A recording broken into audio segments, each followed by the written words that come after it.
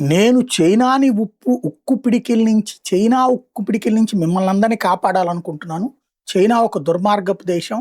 తైవాన్‌ని ఆక్రమించుకోవాలని చూస్తుంది. జపాన్‌లో ఆక్రమించుకోవాలని చూస్తుంది. భారత్‌లో ఆక్రమించుకోవాలని చూస్తుంది. రష్యాలో ఆక్రమించుకోవాలని చూస్తుంది. ఫిలిప్పైన్స్‌ని ఆక్రమించుకోవాలని చూస్తుంది. ఇలాగ అనేక దేశాల మీదన దందా చేస్తూ ఉంటది. అలాంటి చైనా నుంచి ప్రపంచాన్ని నేను కాపాడుతున్నాను.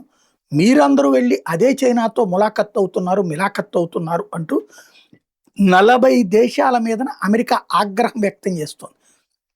ఈ 40 దేశాల్లో విపరీతమైనటువంటి అమెరికా ప్రేమిక చైనా, కెనడా, మెక్సికో లాంటి దేశాలు కూడా ఉన్నాయి.